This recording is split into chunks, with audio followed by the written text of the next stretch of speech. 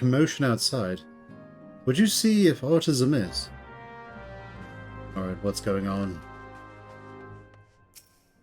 And Julia's like, yes. Important things, and we're just like, indeed. Continue speaking. Pen, 'tis well that you are on hand. We have a problem. Rahl has escaped. It happened shortly after the Immortal Flames took her into custody. She had been placed in a dungeon cell ahead of her coming trial, but apparently the accommodation was not to her liking. The turnkey was found slain along with 2 guards. 'Tis plain she received inside help. Citizens report seeing Rahl quitting the city via the Gate of Nald, with a bloodied spear in her hand. She makes for Castrum Meridianum, I'm certain of it. With her fate in Eorzea as good as sealed, what recourse has she but to flee to her imperial masters? Even as we speak, Captain Ilberd and the First are hot on Rahl's heels.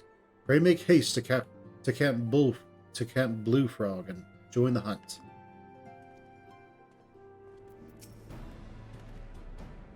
My thanks for coming, Scion. I have spoken with the soldiers here. They say that Rahl walked through the camp not a bell ago. Aye, she walked right through. Did you not mishear? We have Ralbon's decision to keep the matter secret, to thank for that.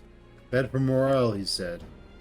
As a result, not a single flame in the garrison made any attempt to detain her. And so here we are. Rahl must not be allowed to reach Castrum Meridianum.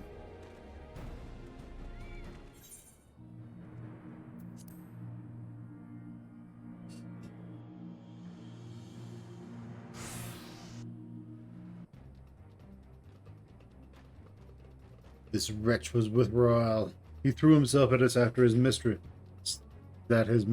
mistress might escape. She didn't blink when we cut him down. Not even when he started screaming. No loyalty to her own. A God's damned harpy. Ugh. With me, Scion, we almost have her.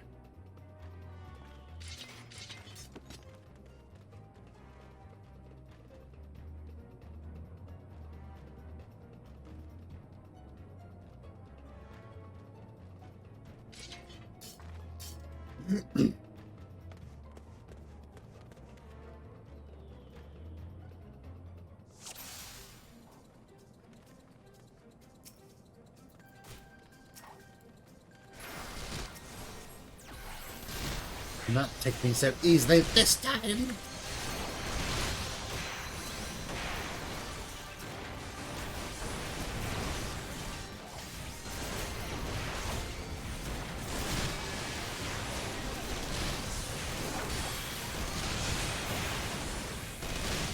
Now let's take him down.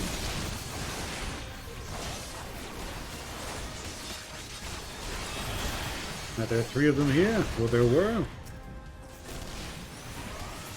Time to take them all down.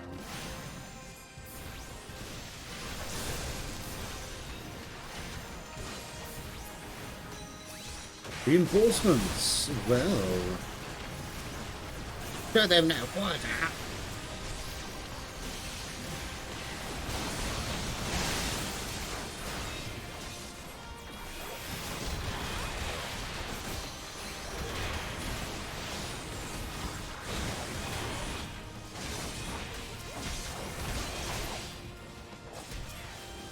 Here we've got more reinforcements. Just blast them. Okay, pull it down.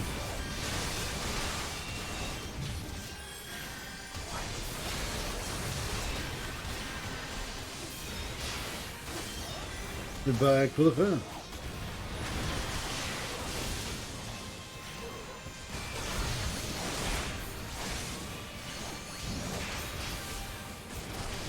Let's kill this Colossus as they take her down.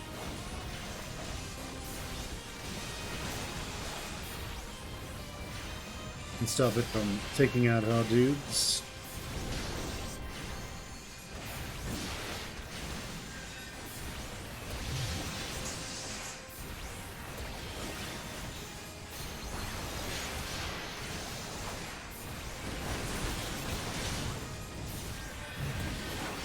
Okay, and down it goes.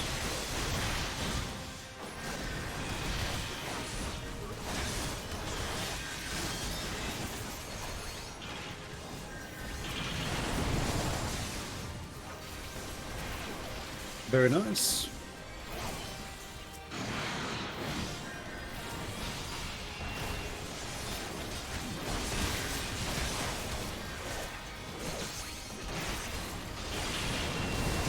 Okay, she's pretty much just down. We just need to get to the end of the fight.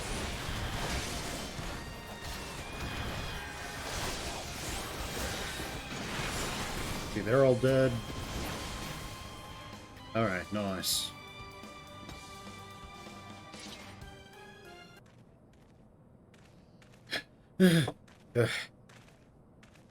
Bind her and do it tight. Yes, sir.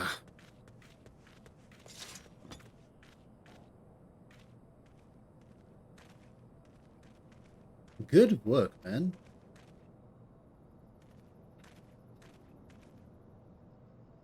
She and her Imperial cronies pushed us close, but we were better.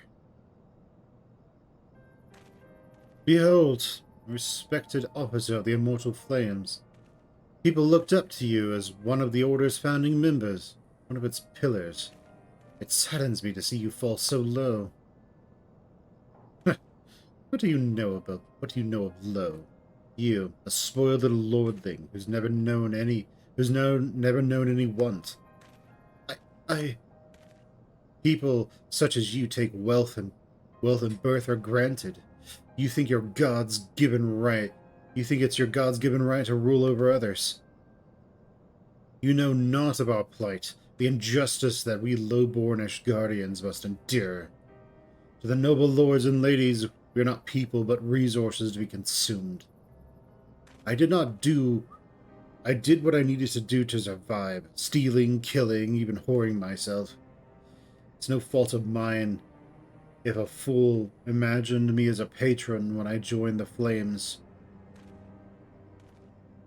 To hear you tell it, one would think you're the only person who's ever suffered.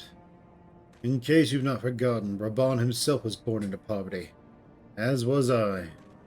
We lived hand to mouth, with little more than the shirts on our backs. Hunger was our constant companion. Yet never did we bemoan our lot in life, nor did we begrudge others their fortunes. We accepted the hand we had been dealt, and played it to the best of our ability. Life was a battle, aye, but no matter what fate threw at us, we took it on the chin and came back for more. Everything we have, we fought for. How are we any different then? 'Tis true that we were both mercenaries of lowly birth, and 'tis true that we both had our fair share of struggles. But whereas I sold my sword, you, Marshal, you sold your comrades. If life has taught me anything, it is that you never betray your own. I would sooner cut off my own arm than raise my hand against a friend. But enough talk, how about you? But enough talk. You'll return to Uldar to face justice, and the people who trust you have dragged, and the people whose trust you have dragged to the gutter.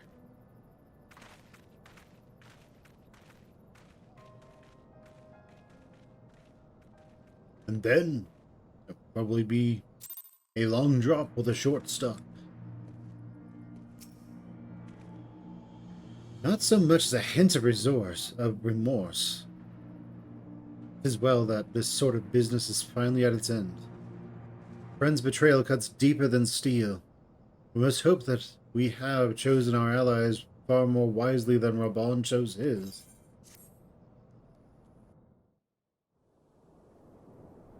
I've heard. Truly bothersome business.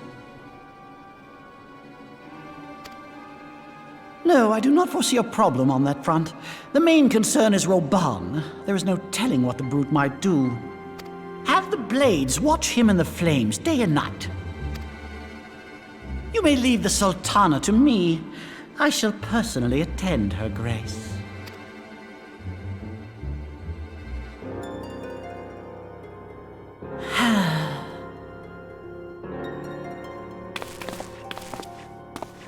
sever one of the East Aldenard trade routes.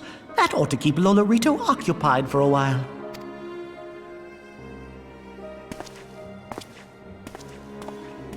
Nanamo Ulnamo. For my sake, pray be a good little sultana to the last.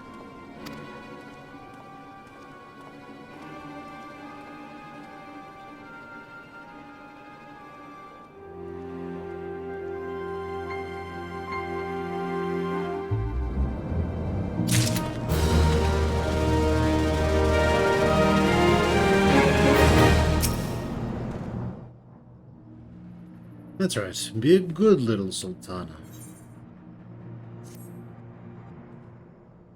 Captain Ilbert and I have a few questions for the Flame Marshal regarding the circumstances of her miraculous escape.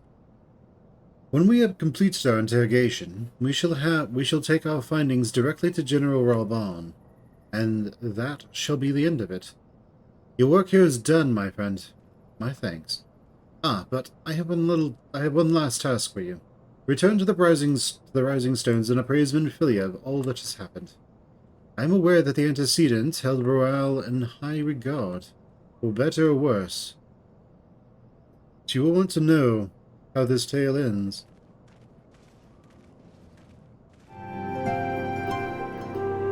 Welcome back, my friend. I have already received word from Alfino. To think that Flame Marshal Huayu was the Garlean agent. I know not what to say. Together with Robon, Aline lent us much-needed aid at the time of our Order's founding.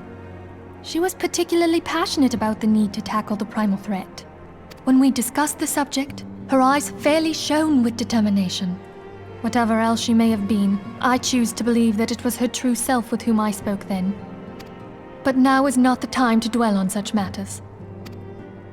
I have an important announcement to make regarding our effort to defeat the Ascians. We shall begin as soon as everyone is assembled.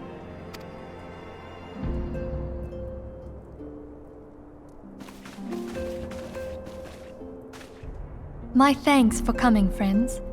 Moonbreeder, the floor is yours. By now, I'm sure you're all familiar with white aurosite, the miraculous material that'll allow us to capture Ascian souls. Back at Snowcloak, we verified its ability to absorb vast amounts of ether. Alas, it leaves something to be desired in the area of stability. The stone can only store ether for a short while before expelling its contents.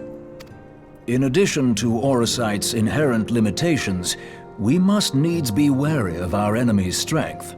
Our foe draweth upon an infinite wellspring of power. Even should we succeed in entrapping him, the stone will not long contain his wrath. Meaning that, if we want to kill the swine, we'll have to be quick about it. 'Tis our belief that an Ascian soul may be permanently undone, if smitten by a sufficiently concentrated burst of pure ether. The only trouble is, we can't say for sure how concentrated the burst needs to be. Without knowing how much ether an Ascian soul is composed of, we're basically guessing. Our sole clue lieth in thy struggle with La Habrea.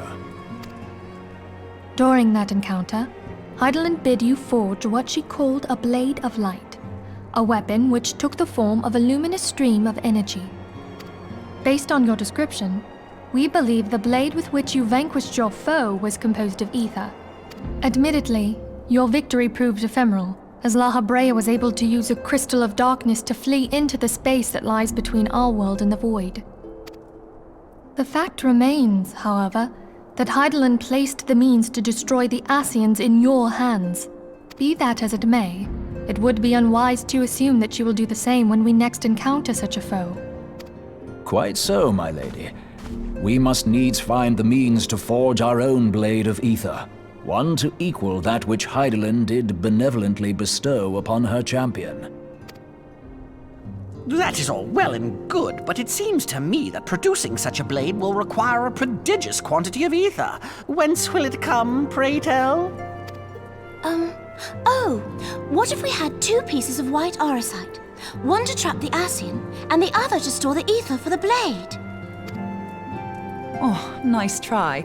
But it's as I said, the stone won't hold ether for any length of time. We'd still need to collect the stuff there and then, sorry to say. And therein lies the rub. Finding a way to create the blade whenever and wherever we choose.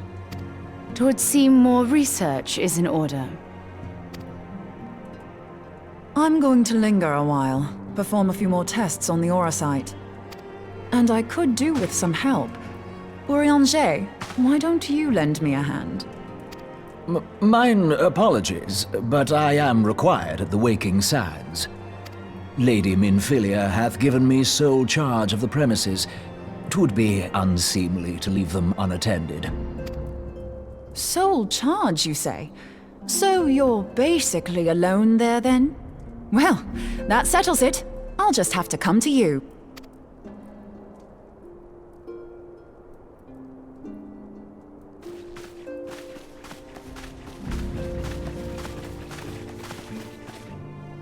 While you were afield, word arrived from the Charlian motherland. You will recall that a survey party was dispatched to investigate the incident at the Isle of Vow. What they discovered was troubling, to say the least. According to the report, the isle has been erased from existence. 'Twas as if a hole had been torn in the very fabric of reality. Aye, yet the mystery endeth not with the isle's disappearance. It hath come to light that a number of scholars in various other locales were reported missing at a similar juncture. What's more, they all had something in common with the head of the students of Baldessian. Every last one of them was researching a phenomenon called dimensional compression, or the rejoining as the ancient texts call it. I'll be damned if that's a coincidence. All indications suggest Ascian involvement, but I sense that a force greater still is at work. The entity the Dark Beings call the One True God. We must pray that my dear friend Kryl regains consciousness soon. If she bore witness to the Isle of Val's final moments, she may be able to shed some light on this mystery.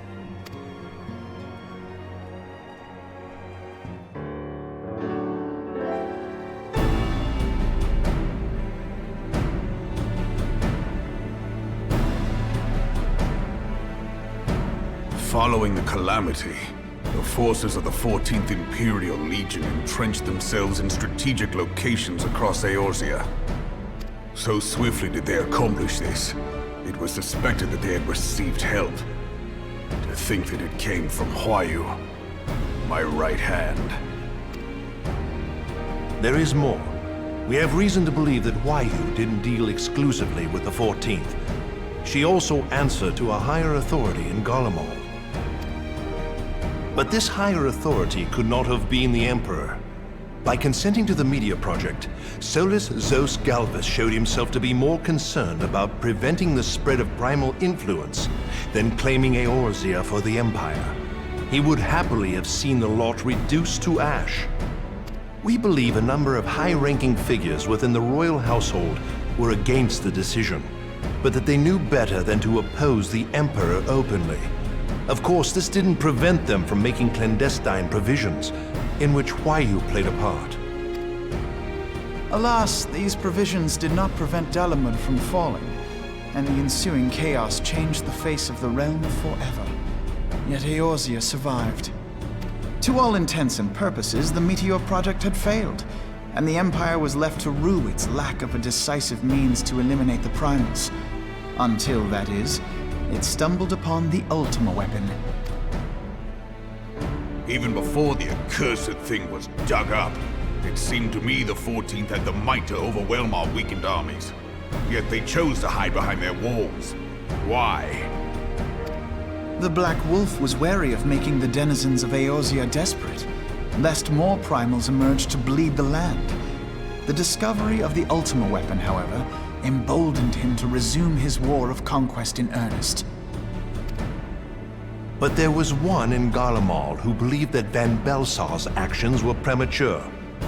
One who stood higher in the Imperial Army's chain of command. He ordered the Legatus to halt his advance, only to find that the Black Wolf had slipped its leash, and that the 14th now acted alone. In a bid to bring Van Belsar to heel, he used the agent he had planted in Ul'dah prior to the calamity to undermine the Legion's efforts. man who outranks Van Belsar, yet opposed the late Emperor's decision to annihilate Eorzea. This could only be the former High Legatus of the Garlean army, now known as Emperor Varus Galvus. So he was Huayu's true master. But one of several in actual fact. We've learned that even as Huayu served the Empire's interests, she sold Imperial secrets to a certain faction in Eorzea. In so doing, she helped to maintain the status quo, thus prolonging the conflict. Considering who stands to profit from war, it isn't hard to imagine who her other masters were. 7 hells!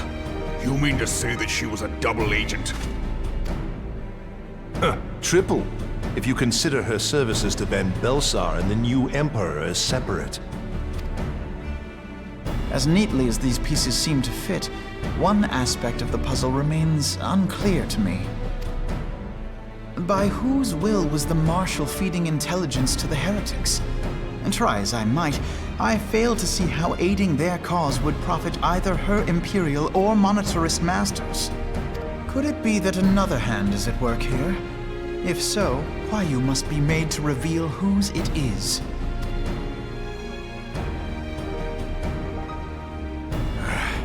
Not only have I lost a trusted friend, now I must interrogate her as a stranger. Not a pleasant task, I grant you, but a necessary one.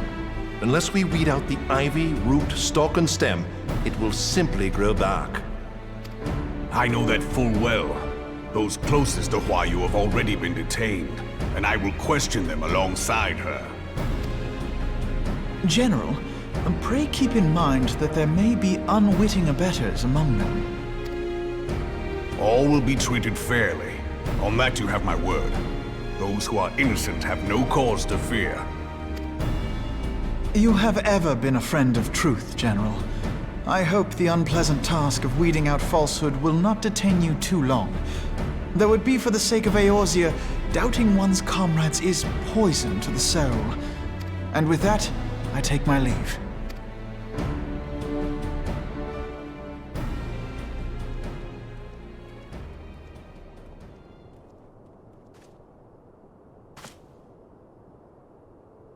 All these years, I've been made to dance to their tune. How could you, Huayu? How could you side with them? Those cankers who take from this land and give naught in return, who use their power to disempower and grow fat while the people starve. I know you can hear me, monetarist scum! Your crimes will not go unpunished! Today I will purge this land of your sickness before the eyes of the 12, I swear it!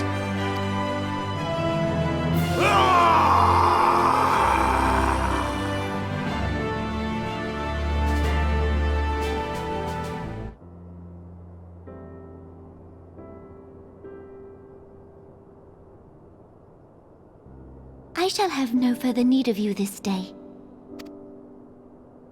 Your Grace.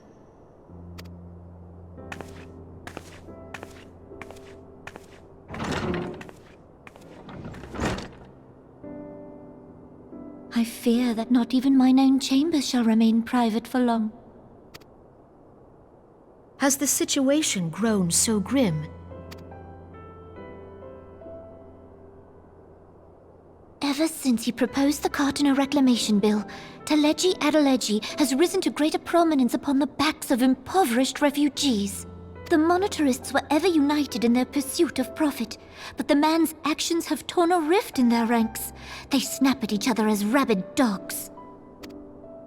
Yet now is not the time to be bickering among ourselves. If this bickering is a threat to law and order, might you not have grounds to dissolve the Syndicate? Would that the solution were so simple, Admiral. Alas, my moving to dissolve the Syndicate is certain to spark outrage among the influential merchant class, whom the Cabal represents. This would serve to exacerbate the current unrest, and peace would slip still further away. Be they rich or poor, natives or refugees, all who reside in Uldar have a right to pursue happiness. It is the duty of a ruler to protect this right. If I am to perform my duty, I must needs tread warily. It would not do to make enemies heedlessly. Were Lord Lolorito here, he would doubtless say that I have my head in the clouds. A ruler is required to take a wide view. Try as we might to cater to all needs, some will inevitably be overlooked. As such, there shall ever be citizens who feel aggrieved. It cannot be helped. But as you have informed us, the monetarists take no view but their own. They hunger for power while the masses starve. In the absence of a common cause, it seems beyond any one individual to make Uldar whole. And the presence of a Garlean agent within the immortal flames only makes matters worse.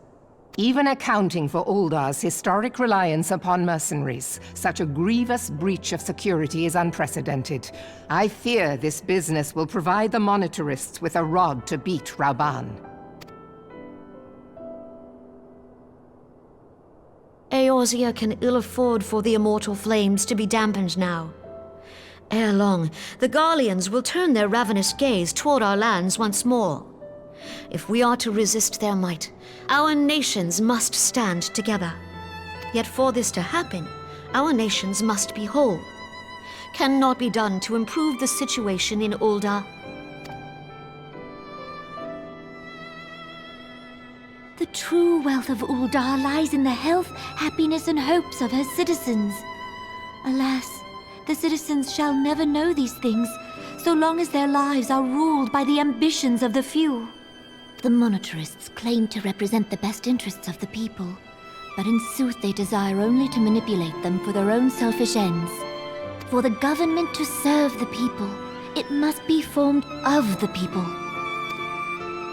For Uldar to move forward, it is not only the Syndicate that must be dissolved. Nay, you jest. My friends, it was for no other reason than to make known to you mine intent that I requested your presence here. When I make my declaration to the people, chaos shall inevitably ensue. As the last monarch in the line of Ul, I make unto you this request. Help Rauban to preserve order and protect the people. Forsake them, and you forsake yourselves. For a strong Eorzea will ever have need of a strong Uldar.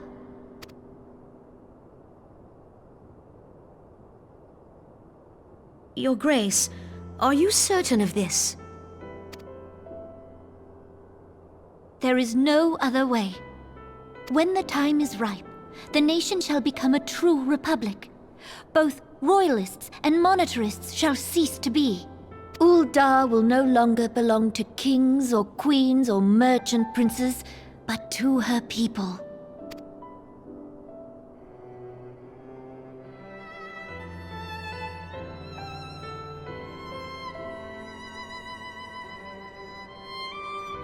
Rauban, forgive me for casting aside all that you have toiled for in my name.